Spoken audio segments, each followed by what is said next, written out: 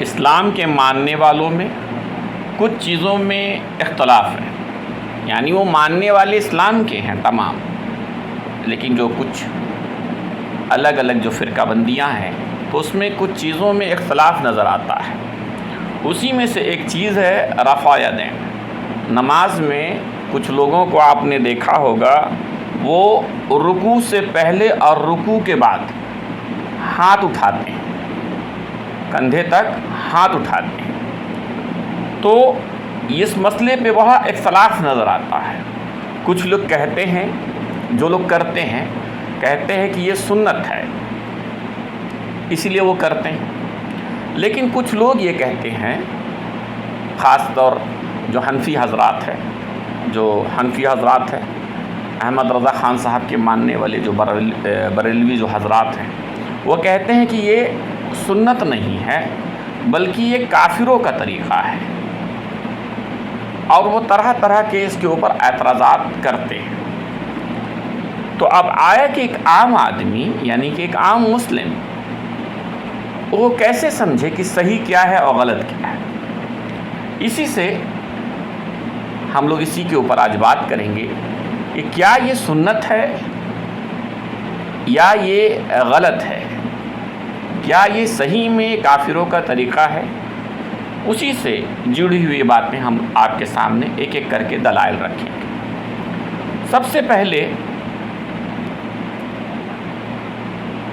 اس سے جڑی ایک بات بہت مشہور ہے، جب رفع یدین کا ذکر ہوتا ہے تو بہت فیمس ایک بات مسجدوں سے، مدرسوں سے، بڑے بڑے اماموں سے، مؤذنوں سے، لوگوں سے سنا ہوگا آپ لوگوں نے، اکثر لوگوں نے سنا ہے یہ بات۔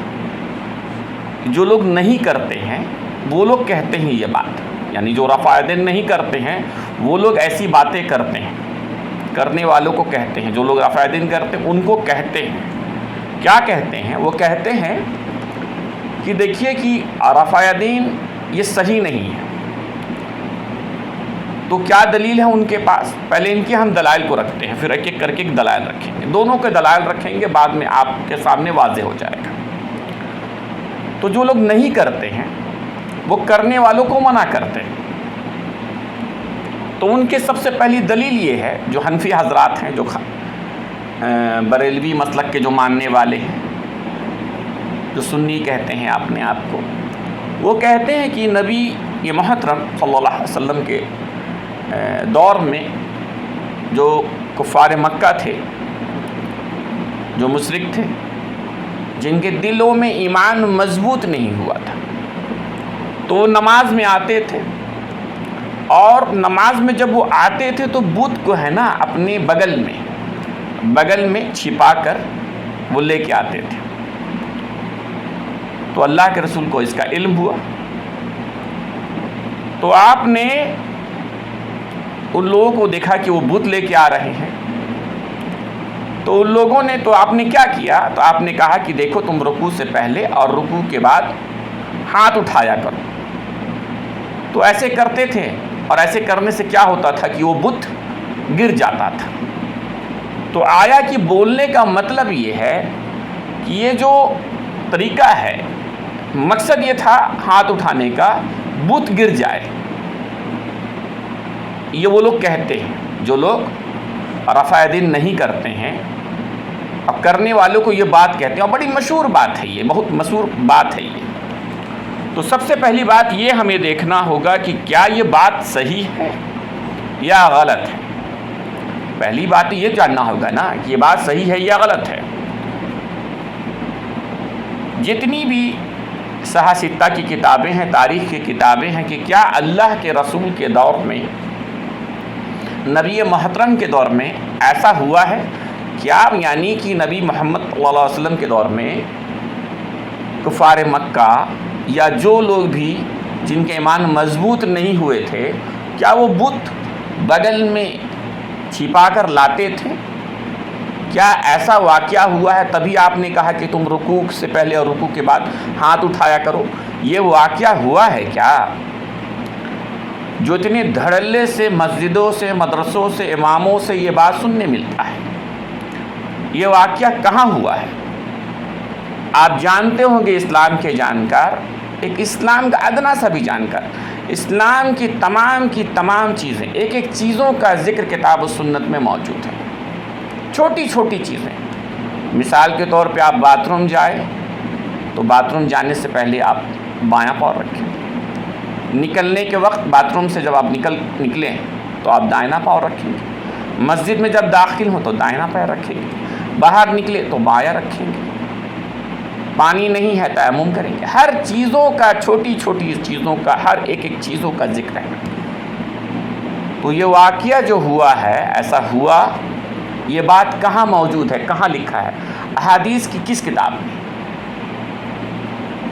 صحاح ستہ کی جو احادیثیں ہیں، تاریخ کی جو کتابیں ہیں، ایسا واقعہ کب ہوا، کون سے سن میں ہوا اور کہاں ہوا؟ یقین مانیے سرے سے یہ کہیں پر تاریخ کی کسی کتاب میں لکھا ہی نہیں ہے، کسی کتاب میں نہیں لکھا ہے، نہ احادیث کی کسی کتاب میں۔ یہ ایک افواہ ہے، اس کو اتنی ہوا دیا ہے، اتنی ہوا دیا ہے، اپنی بات کو صحیح ثابت کرنے کے لیے اتنی ہوا دیا ہے کہ آپ کو ہم کیا بتائیں۔ کوئی اگر بولے یہ واقعہ ہوا ہے تو اسے کہا جائے کہ اللہ کے رسول کے دور میں یہ ہوا ہے، ہمیں آپ ثابت کیجیے، دلائل دیجیے کہ کہاں پر یہ بات لکھا ہے، ہمیں بتائیے، ذرا ہم بھی تو دیکھیں۔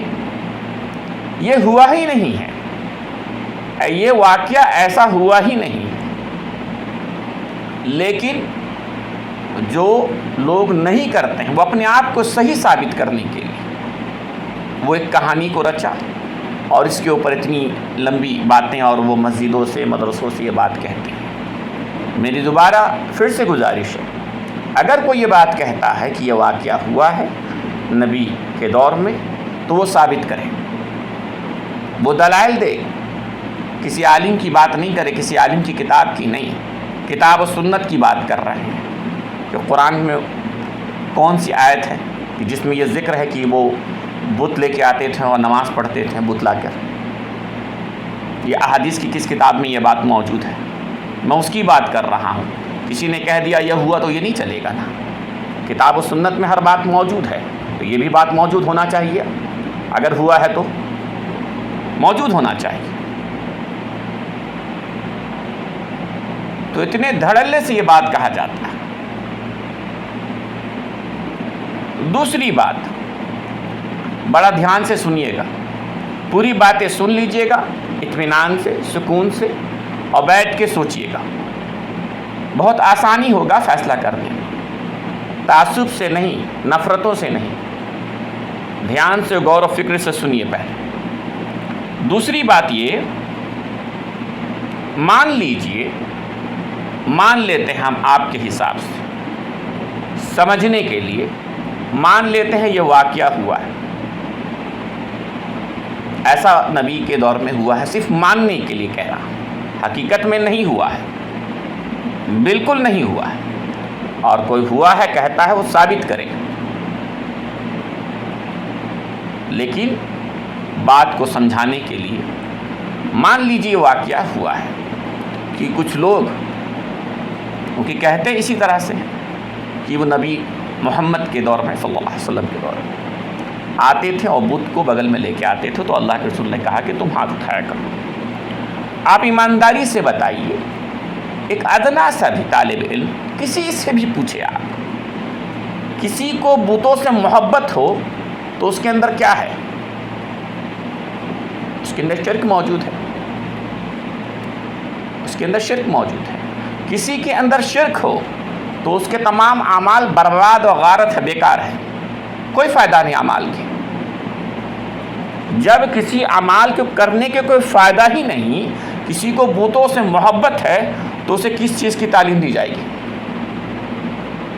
نماز کی نہیں بھائی میرے، اسے توحید کی تعلیم دی جائے گی، اسے شرک کے بارے میں، شرک کی سنگینیت کے بارے میں بتایا جائے گا کہ شرک کتنا بڑا جرم ہے، کتنا بڑا گناہ ہے، ایک اللہ کی وحدانیت کے بارے میں بتایا جائے گا۔ تو توحید اور شرک کے بارے میں بتایا جائے گا، کیونکہ اسے بتوں سے محبت ہے، تبھی تو وہ ساتھ میں لا رہا ہے۔ تبھی نہ ساتھ ملا رہا ہے، ورنہ بت لانے کا کیا مطلب ہے؟ یعنی بتوں سے محبت ہے۔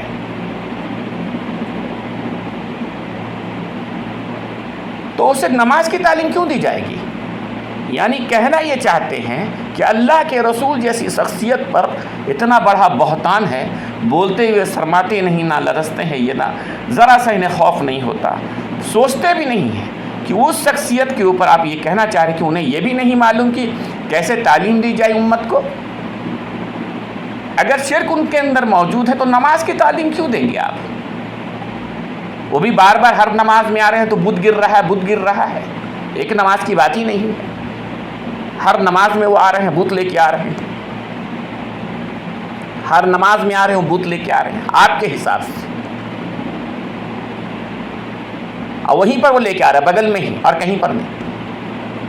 اب بار میں اور پہلے جب اللہ اکبر کر کے نماز باندھتے تو اس ٹائم نہیں گر رہا ہے، رکوع سے پہلے جب ہاتھ اٹھائیں گے تبھی گرے گا، اور بعد میں کریں گے تب گرے گا۔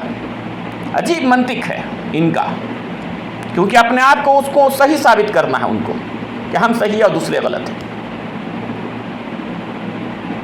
انہیں اپنے آپ کو صحیح ثابت کرنے کے لیے جتنا ہو سکے جھوٹ بولنا ہے ان کو، اور وہ دھڑلے سے جھوٹ بول رہے ہیں، مسجدوں سے بول رہے ہیں، مدرسوں سے بول رہے ہیں، کوئی نہیں، کوئی خوف نہیں۔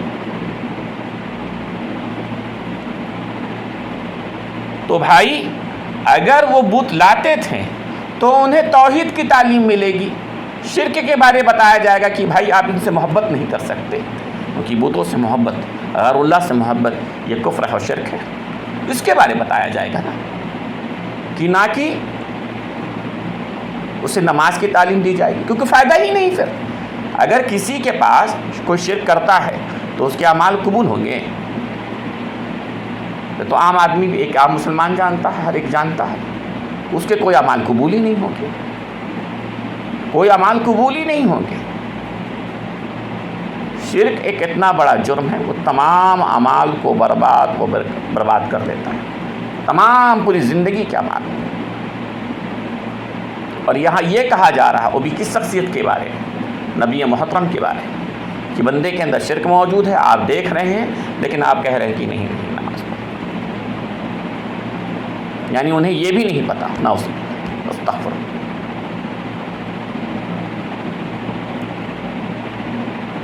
ان کے اندر اگر وہ لا رہے تھے، پھر چھپا کے لانے کا کیا مطلب تھا؟ اسی لیے کہتے ہیں نا کہ جب لوگ جھوٹ بولتے ہیں تو اپنے بچاؤ میں بار بار جھوٹ بولتے ہیں، کیونکہ وہ بول کے تو پھنس چکے، یہ واقعہ سرے سے ہوا ہی نہیں ہے، لیکن جب بول دیا تو اب کیا کریں؟ اب اپنے بچاؤ میں طرح طرح کی باتیں کہ ہم اپنے آپ کو کہے سے خود کو صحیح ثابت کریں اور دوسروں کو غلط۔